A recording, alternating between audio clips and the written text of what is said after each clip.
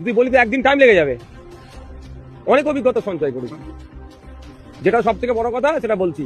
বিধানসভার মধ্যে কে বিজেপি, কে সংযুক্ত মোর্চা, আইএসএফ, তৃণমূল বিধায়ক না, সবাই বিধায়ক। দাদা কেমন আছেন, দিদি কেমন আছেন হয়। আর বাইরে আর এই দাদা দিদিরাই পাবলিক কেমন খেপায়, নিজের মধ্যে মারপিট লেগে যায়। সব থেকে বড় তিক্ত অভিজ্ঞতার কথা বলছি, সাধারণ মানুষ যারা শুনবেন ওই জন্য বলি বিধানসভা টিভি চালাতে। কি করছে বিধায়করা এখানে বসে সব খবর পাবেন। এখানে সব দাদা দিদি ক্যান্টিনের পাশাপাশি বসে চা খায় সব এক জায়গায়। আর বাইরে বেরোলে কেউ হিন্দুর নামে লড়িয়ে দেবে, কেউ মুসলমানের নামে লড়িয়ে দিচ্ছে। 5 বছরের তিক্ত অভিজ্ঞতা এটাই যে মিডিয়ার সামনে এক নাটক হয় আর মিডিয়ার মানে ক্যামেরার সামনে এক নাটক হয়, ক্যামেরার বাইরে সব বন্ধু সব ভাই ভাই। তো আমার বক্তব্য এটাই, 5 বছরের অভিজ্ঞতা থেকে বলছি। সাধারণ মানুষকে বলবো, যেমন নেতারা ক্যামেরা অফ করে ভাই ভাই থাকে, আপনারাও বুথের স্তরে সব ভাই ভাই থাকবে। ভোটের জন্য কেউ লড়াই করবেন না।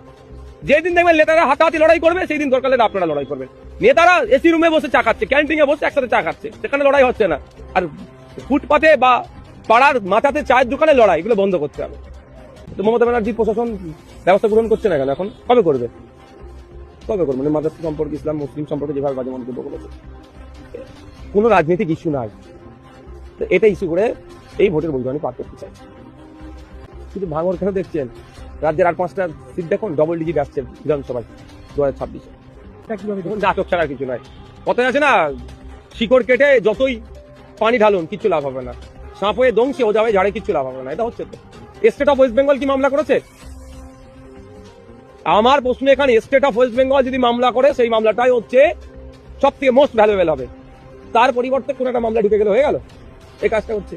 আপনি লোক দিলেন এসআইআর করার জন্য, 90,000 অফিসার দিলেন, 250 কোটি টাকার উপরে খরচ করলেন এসআইআর করার জন্য, আর এখন শেষ সময় এসে আপনি মানে গাছরে খাবেন তলারা খাবেন। বাঙালি অত বোকা নয়, বুঝতে পেরে গেছে সব।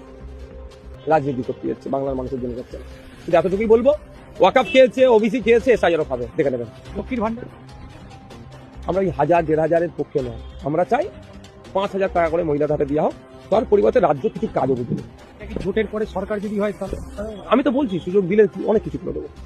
কি করবেন একটু? সবটা বলে তো আমাদের কপি করে নেবে এখন।